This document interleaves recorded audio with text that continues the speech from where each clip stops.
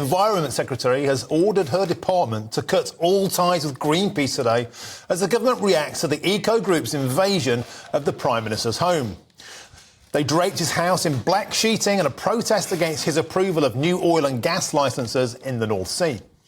5 protesters were arrested and later released as North Yorkshire Police opened up an investigation into the affair. Well, seeing how they like it, GB News sent contributor Ben Leo to invade their Islington headquarters as well. But has their latest stunt left them hanging out to dry?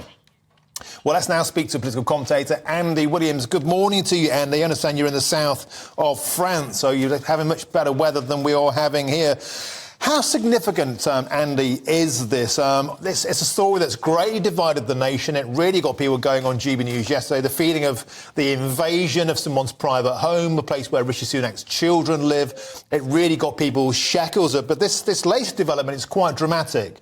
The idea that Greenpeace has a place at the top table in central government, now those ties have been severed. How significant is this, do you think, for the charity? Well, I think in some ways Greenpeace have got what they wanted here. I mean, the purpose of these stunts is to create as much press coverage and controversy as possible and to get a conversation going. And while, a lot of people find their tactics distasteful, certainly not to my taste, not to your viewers' tastes, what they're trying to achieve here is to make a statement, and they've certainly done that in getting Thérèse Coffey, the Environment Secretary, to engage with the terms of their debate. They have raised awareness of their issue. Now, whether or not you think it's right that the government should be engaging with Greenpeace, that's a different question. But as you say, I think your viewers have spoken in terms of their response to the discussion. But it can't be very good, really, can it, if they reflect back on this? They've lost a seat at the table, and surely the whole point of them is to have some influence on what government is looking at and deciding. They've lost that chance now, haven't they, by alienating everybody, by making them angry? Well, I think there's a lot of symbolism going on here, right? So the reality is that the government won't completely excommunicate Greenpeace from their discussions. That they will have to engage with them. They're an enormous, very powerful group, whatever you think of them. And as much as Thérèse Coffey, she is committing a stunt here, just as Greenpeace, where she's making a statement. I think the reality is that behind the scenes, she will continue to engage with them, even if in the short term she says they're cutting ties. Don't you think, though, the notion, people might be quite surprised that a group like Greenpeace have a seat at the table at all in terms of their ability to lobby government. They're a hugely well-funded charity. It's not public money, of course, it's private donations. But the fact that they are sat at the table trying to influence the policy, clearly they oppose the government on the central premise of more North Sea oil and gas licences. So they find themselves at absolute loggerheads with the government. Do they even deserve a place at the table if they're campaigning for political change, which is completely the opposite of what the government want? I think they do, actually. I think it's really important that the government engages with a wide range of organisations with different voices who come from different perspectives.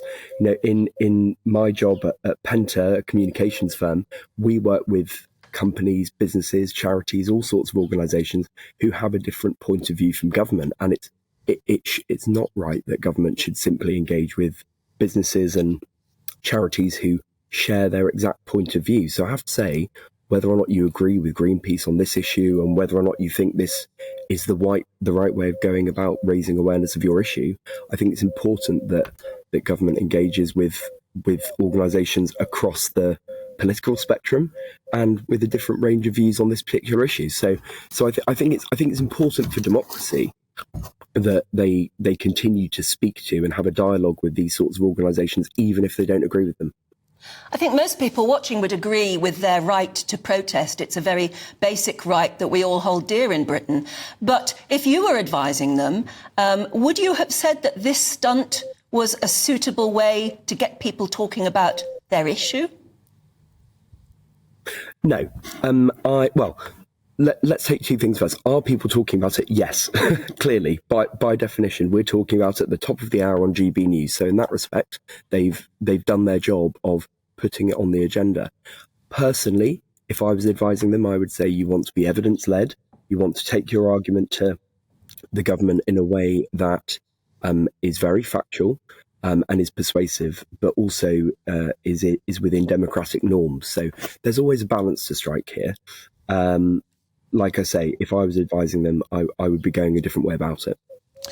Andy, the key question now, though, is that net zero is pure politics and net zero is big business.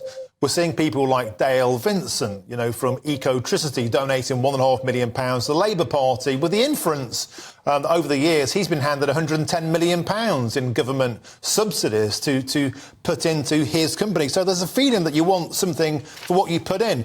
Do you think the next part of this is people are going to start looking at who's funding Greenpeace, who's putting the money into Greenpeace, and what do they want? And do they have a direct lobbying involvement in getting power down as a priority, as opposed to North Sea Oil? And in that sense, have Greenpeace created a headache for themselves in terms of journalists nosing around about who their donors are?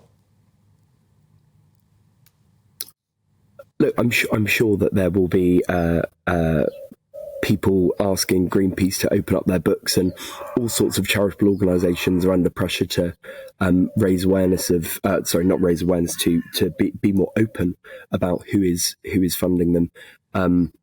This is a wider conversation about how organisations are funded and transparency, and perhaps it would be better for democracy if we could see who is pumping money into these organisations. What I would say, though, Martin, just to pick up on your point there, is where you say net zero is big business. Yes, it is. And in fact, it should be.